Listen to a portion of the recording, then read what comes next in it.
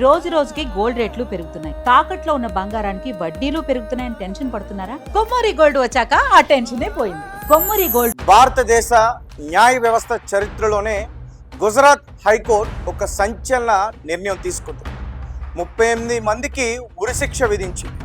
అలాగే 11 మందికి జీవిత ఖైదుని విధించింది. ఎస్, ఈ ఘటన గురించి తెలుసుకోవాలంటే 2008 అహ్మదాబాద్లో జరిగిన బాంబ్ బ్లాస్ట్ల గురించి తెలుసుకోవాలి. మనందరం కూడా ఉగ్రవాదులు అంటే ఈ పాకిస్తాన్లో, బంగ్లాదేశ్లో, లేదంటే ఈ చైనా దేశానికి సంబంధించిన వారు వీరే ఉంటారు, ఎక్కువగా ఇక్కడ బాంబ్ బ్లాస్ట్లు చేయడానికి ప్రయత్నిస్తారు అని అనుకుంటాం. బట్ మన దేశంలోనే ఉంటూ ఉగ్రవాద చర్యలకి పాల్పడే ఉగ్రవాద సంస్థలు కూడా ఉన్నాయి. సో ఇండియన్ ముజాహిద్ IM, తర్వాత student Islamic movement of India SAMI. So ఈ రెండు ఉగ్రవాద సంస్థలు 2008లో గుజరాత్ అహ్మదాబాద్లో 21 బాంబ్ బ్లాస్టులు చేశాయి. ఆ బ్లాస్ట్ల వల్ల దగ్గరగా 56 మంది స్పాట్లో చనిపోయారు. 200 మంది తీవ్ర గాయాలతో బయటపడ్డారు, ప్రాణాలతో ఉన్నారు. అయితే ఈ కేసుకు సంబంధించి 2022లో స్పెషల్ కోర్టు ఒక తీర్పు వెలువరించింది. అదేంటంటే వీరందరికీ కూడా మరణ శిక్ష వేయాలి అని చెప్పి. ఆ కేసు కాస్త మళ్ళీ 2026కి వచ్చింది. గుజరాత్ హైకోర్టు ఏదైతే స్పెషల్ కోర్టు తీర్పునిచ్చిందో దాన్ని సమర్థిస్తూ వీళ్ళందరికీ ఉరిశిక్ష వేయాలంటూ కూడా తీర్పునిచ్చింది. అయితే వీరు మళ్ళీ సుప్రీంకోర్టుకి వెళ్తారా, లేదంటే నిజంగానే వీరికి ఉరిశిక్ష పడుతుందా అనేది అయితే మాత్రం ఇంకా తెలియాల్సింది. సో అసలు ఏం జరిగింది అనే దాని గురించి, ఆ కేసు నేపథ్యం గురించి ఒకసారి క్లియర్గా మనం తెలుసుకునే ప్రయత్నం చేద్దాం. సో భారతదేశ న్యాయ చరిత్రలోనే ఉగ్రవాద వ్యతిరేక పోరాటంలో గుజరాత్ హైకోర్టు చారిత్రాత్మక తీర్పునిచ్చింది. 2008లో యావత్ దేశాన్ని దిగ్భ్రాంతికి గురి చేసిన అహ్మదాబాద్ వరుస బాంబు పేలుళ్ల కేసులో 38 మంది దోషులకు ఉరిశిక్ష విధించింది. 2022లో ప్రత్యేక ట్రయల్ కోర్టు విధించిన మరణశిక్షను ఉన్నత హైకోర్టు సమర్థించింది. ఒకే కేసులో ఇంత పెద్ద సంఖ్యలో నిందితులకి ఉరిశిక్ష ఖరారు కావటం భారత న్యాయ వ్యవస్థ చరిత్రలోనే ఇది మొదటిసారి. ట్రయల్ కోర్టు ఇచ్చిన ఈ తీర్పును సవాల్ చేస్తూ దాఖలైన అప్పీళ్లను, అలాగే మరణశిక్షలను ఖరారు పిటిషన్లు గుజరాత్ హైకోర్టు సమగ్రంగా విశ్లేషించింది. డిజిటల్ ఆధారాలు, ఫోరెన్సిక్ నివేదికలు, అలాగే నిందితుల కాల్ డేటా రికార్డులను పరిశీలించిన తర్వాత దిగువ కోర్టు ఇచ్చిన ఆ తీర్పు చట్టబద్ధమైనదని ఉన్నత న్యాయస్థానం స్పష్టం చేస్తుంది. దోషులకు శిక్షలు ఖరారుతో పాటు ఉగ్రదాడిలో సర్వస్వం కోల్పోయిన కుటుంబాల పట్ల న్యాయస్థానం అలాగే మానవీయ కోణంలో స్పందించింది. ఉగ్రదాడిలో ప్రాణాలు కోల్పోయిన అమాయక పౌరుల కుటుంబాలకు ఒక్కొక్కరికి 10 లక్షల చొప్పున నష్టపరిహారం చెల్లించాలని హైకోర్టు గుజరాత్ ప్రభుత్వానికి కీలక ఆదేశాలు జారీ చేసింది.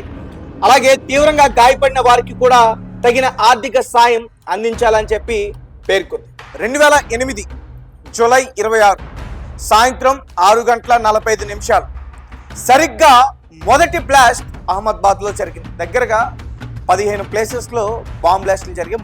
ముఖ్యంగా సివిల్ హాస్పిటల్స్ కూడా ఉన్నాయి, అంటే గవర్నమెంట్ హాస్పిటల్స్. అంటే ఒక చోట బ్లాస్ట్ చేసిన తర్వాత అక్కడ గాయాలు పాలైన వారిని హాస్పిటల్కి తీసుకెళ్తారు కదా, అక్కడ కూడా వారు ప్రాణాలతో ఉండకూడదు అని చెప్పి హాస్పిటల్స్లో కూడా వీరు బ్లాస్ట్ చేయడం అయితే జరిగింది. బస్ స్టాప్లు, మార్కెట్లు, తర్వాత హాస్పిటల్స్, ఇలా కొన్ని ప్లేసెస్ని టార్గెట్ పెట్టుకుని ఈ ఇండియన్ ముజాహిద్ తర్వాత SAMI ఈ ఉగ్రవాద సంస్థలు ఈ ప్లేసెస్లో బాంబ్ బ్లాస్ట్లు చేశాయి. దగ్గరగా 56 మంది చనిపోయారు. 200 మంది పూర్తిగా తీవ్ర గాయాలతో బయటపడ్డారు. సో వారందరూ చేసిన ఆ క్రైమ్కి రీసెంట్గా గుజరాత్ హైకోర్టు ఈ తీర్పునైతే ఇవ్వడం జరిగింది. దగ్గరగా 38 మందికి ఉరిశిక్షను విధించాలంటూ కూడా తీర్పునిచ్చింది. తర్వాత 11 మందికి జీవిత ఖైదు, వారందరూ కూడా జీవితాంతం జైల్లోనే ఉండాలి, జైల్లోనే గడపాలి అని చెప్పి 11 మందికి తీర్పునైతే ఇవ్వడం జరిగింది. సో 14 ఏళ్ళు సుదీర్ఘ విచారణ తర్వాత దగ్గరగా 1100 మంది పైగా సాక్షుల్ని విచారించిన తర్వాత ఈ తీర్పు అయితే తీసుకోవడం జరిగింది. అసలు వీరికి ఎప్పుడో ఉరిశిక్ష పడాలి, కానీ ఈ విచారణ పేరుతో స్పెషల్ ఎంక్వైరీ పేరుతో ఇలా మళ్ళీ సాక్ష్యాధారాలు అవన్నీ కూడా కరెక్ట్గా ఉండాలి, ఎవిడెన్స్లు అవన్నీ కూడా కరెక్ట్గా ఉండాలి.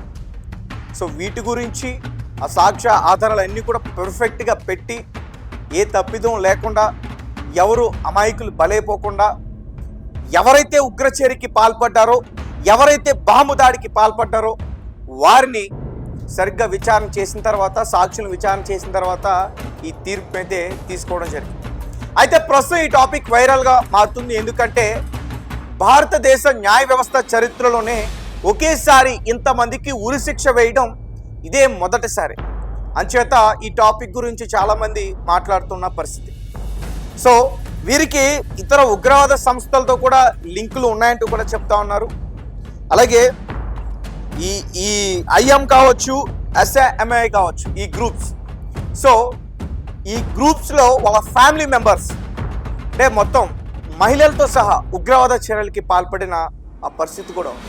సో చూద్దాం మరి వీరు సుప్రీంకోర్టుకి ఏమన్నా వెళ్తారా, అంటే వీరు అడ్వకేట్స్, వారి తరపు న్యాయవాదులు ఉంటారు, వారు సుప్రీంకోర్టులో అప్పీల్ చేస్తారా, లేదంటే ఇక్కడ గుజరాత్ హైకోర్టు ఏదైతే నిర్ణయం తీసుకుందో ఆ తీర్పుని బట్టి వీరికి ఉరి శిక్షలు పడతాయా అన్నదైతే మాత్రం చూడాల్సింది.